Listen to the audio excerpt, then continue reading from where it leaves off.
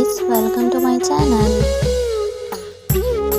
किसी जमाने में विक्रमगढ़ नाम का एक राज्य हुआ करता था।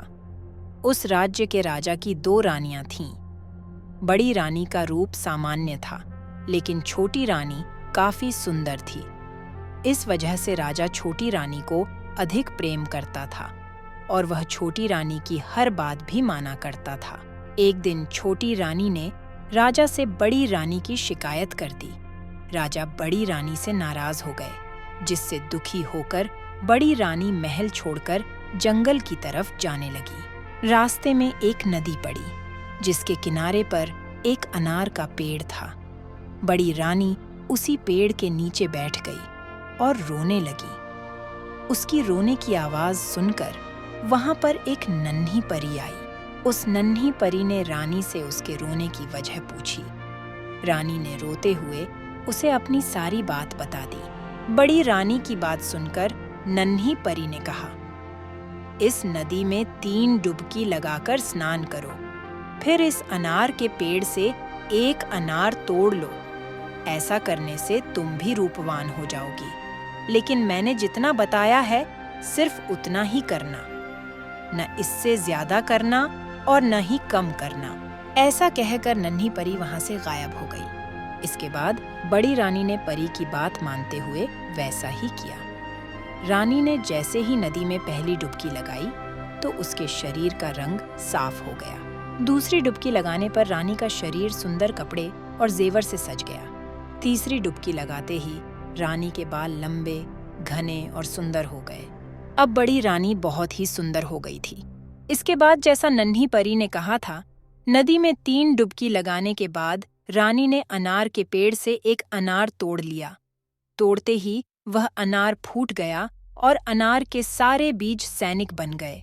उन सैनिकों ने रानी के लिए एक पालकी तैयार की, जिसमें बड़ी रानी को बैठाकर वो वापस राज्य में लेकर आ गए। राजमहल पहुंचकर जब बड़ी रानी राजा से मिली तो उसने छोटी रानी और नन्ही परी वाली सारी घटना राजा को बता दी। अब राजा को अपनी हरकत पर पछतावा होने लगा और उन्होंने छोटी रानी को महल से बाहर निकाल दिया।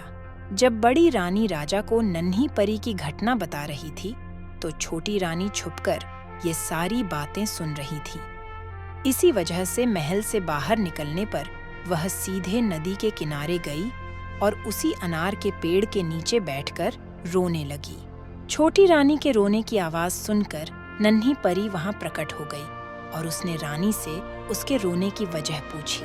छोटी रानी ने झूठ बोलते हुए नन्ही परी को बताया कि बड़ी रानी के कहने पर राजा ने उसे महल से बाहर निकाल दिया है। यह सुनकर नन्ही परी ने छोटी रानी से भी कहा कि पहले इस नदी में 3 बार डुबकी लगाओ, फिर इसी अनार के पेड़ से एक अनार तोड़ लो, लेकिन न इससे ज्यादा करना और न इससे कम करना। ऐसा कहकर नन्ही परी वहां से फिर गायब हो गई। नन्ही परी की बात सुनकर छोटी रानी बहुत खुश हुई। वह नदी में गई और जैसी ही पहली डुबकी लगाई, उसका शरीर पहले से भी ज्यादा निखर गया। दूसरी डुबकी लगाते ही उसका शरीर भी सुंदर कपड़े और जेवर से सज गया। तीसरी डुबकी लगाने पर छोटी रानी के बाल और काले, घने, लंबे और सुंदर हो गए। अब छोटी रानी पहले से भी ज्यादा सुंदर दिखने लगी थी, लेकिन छोटी रानी ने सोचा कि अगर वह 3 डुबकी लगाने से इतनी सुंदर हो सकती है, तो और डुबकियां लगाने पर वह और अधिक सुंदर हो जाएगी। उसने ऐसा सोचकर कई सारी डुबकियां लगा लीं। ऐसा करने पर छोटी रानी के शरीर के सारे कपड़े फटे और पुराने हो गए। उसके सारे गहने गायब हो गए। उसके शरीर का रंग भी गहरा हो गया। शरीर पर दाग और दाने निकल गए। छोटी रानी अब पहले की तरह सुंदर नहीं लग रही थी। रोते हुए वह नदी से बाहर आई और अनार के पेड़ से एक अनार तोड़ा। अनार तोड़ते ही वह फूट गया। उससे एक सांप निकला और वह रानी को खा गया।